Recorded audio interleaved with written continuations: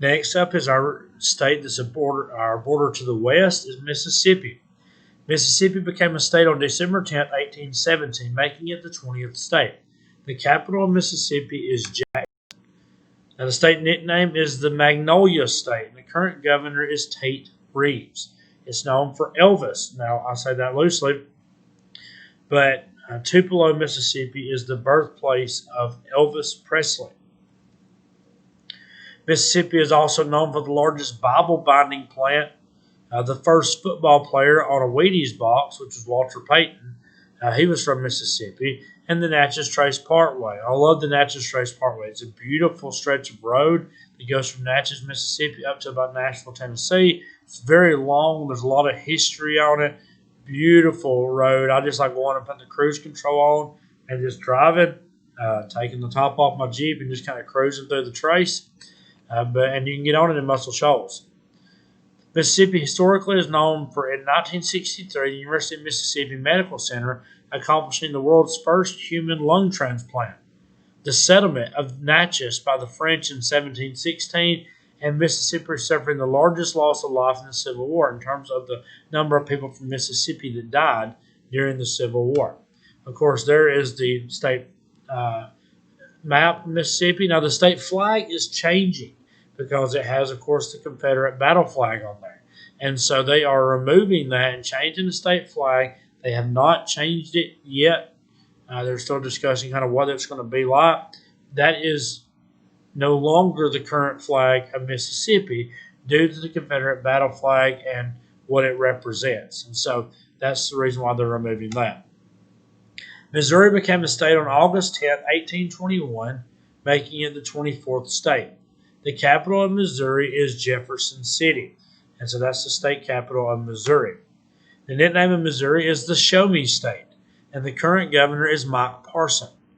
Missouri is known for being the mother of the West, or the gateway to the West, because when people was going out west for the first time with westward expansion and all that kind of stuff, they would go through St. Louis. That's the reason why the arch is there. It's called the Gateway Arch because it's the gateway to the west. And that would kind of be the starting point. There's a number of routes that would branch out from there, such as the Oregon Trail and the Santa Fe Trail. But they would usually start in Missouri. So that's the reason why it's known as being the mother of the West, or the gateway to the West. It's known for the Gateway Arch, which I just mentioned, Branson, and many large companies being based out of Missouri, such as H&R Block. Missouri is the home of many famous people, such as Harry Truman, Mark Twain, Walt Disney, Nellie. It's a very random assortment of people. And actually, Walt Disney, if you've ever been to Disney World, they have what's called Main Street USA. That's actually based on the main street of the town that Walt Disney is from. Historically, Missouri is known as the gateway to the West, the St. Louis Massacre that revolved around the Civil War, and in 1956, St. Charles claimed to be the home of the first interstate highway project. And so these are some of the things Missouri is known for. This is the map of the state of Missouri. You see Jefferson City located right here about in the center of the state. And there is the state flag of Missouri. Montana became a state November 8th of 1889. It's the 41st state, and its state capital is Helena, Montana. It's also pronounced Helena. Kind of pronounce it really either way. The nickname of Montana is Big Sky Country, and the current governor is Steve Bullock. It's known for ranches and farming. There's a lot of ranches in Montana. There's a lot of, people that do professional ranching. You can go out and stay in ranches there. I've looked on vacation. It's pretty pricey, but it would be a really cool experience. And farming. It's known for national parks. It's got a lot of national parks. A lot of the state is national park. Huge populations of animals and the largest grizzly bear population in the lower 48. Of course, it's beat out by Hawaii. I'm just kidding. It's beat out by Alaska. Alaska has a larger grizzly bear population, but in the lower 48, Montana has the highest. Montana is home to 7 Indian reservations, and historically it has a huge native population with plenty of hunting land and was settled during westward expansion. Now, the reason you're going to see a lot of these western states with a high native population is because the eastern states, when you see like the Indian Removal Act and the Trail of Tears and things like that, we're going to see the Indian population is forced from the eastern coast out west. So the native populations that are already out west, a lot of them stay in their areas that they're originally at. Where a lot of the eastern native tribes were pushed west, a lot of the western tribes, like in Arizona and Montana, stay where they were originally located. That's the reason why there's such a high population there. And there is a state map of Montana, and as you can tell, it gets into, there's a lot of mountainous areas to the western coast, or the western coast, or the western side of Montana, and there is the state flag. Nebraska is next. It became a state on March 1st, 1867. It is the 37th state with the state capital of Lincoln, Nebraska. It's known as the Cornhusker State because of all the corn that's grown in Nebraska. And the current governor is Pete Ricketts. It's known for corn, obviously. If you've ever been to Nebraska, we went through when we adopted Noah. We had to drive through on our way to Utah. And it's just, as soon as literally we entered the state, the interstate just disappeared where the road we was on. We got on some of these back roads, and it was just cornfield after cornfield after cornfield as far as you could see. Now, of course, there's a lot more to Nebraska than just cornfields. I don't want to make it seem like it's one big field, but there is a lot of cornfields in Nebraska. It's known for being the birthplace of Kool-Aid. Oh, yeah.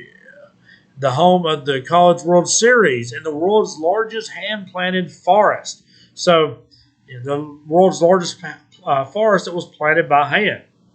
Nebraska is the birthplace of the Reuben sandwich.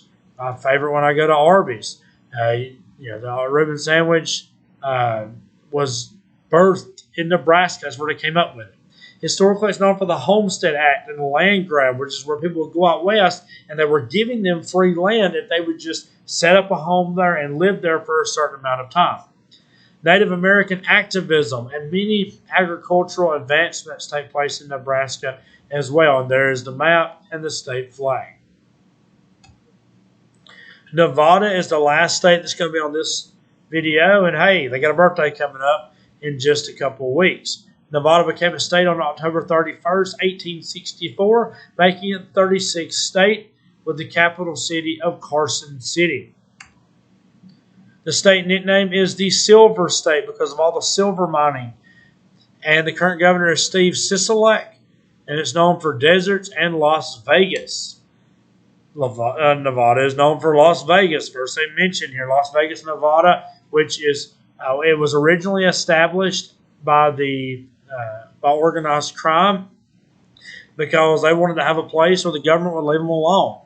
They basically wanted to go to a place where they could legalize prostitution and alcoholism and gambling and stuff and not have the government breathing down their neck. So they went out in the middle of nowhere, formed Las Vegas, Nevada.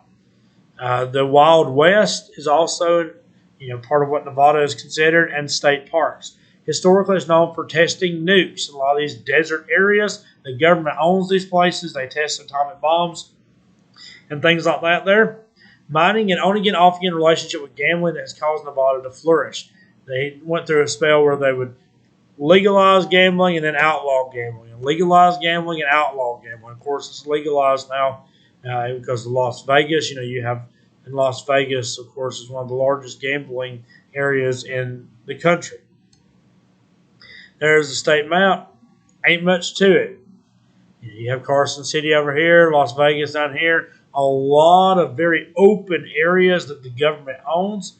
Even the map is pretty normal. I don't understand why that's not in the center of the map. It's kind of here to the side. But that is the state map and state flag of Nevada. So next video we will start with New Hampshire.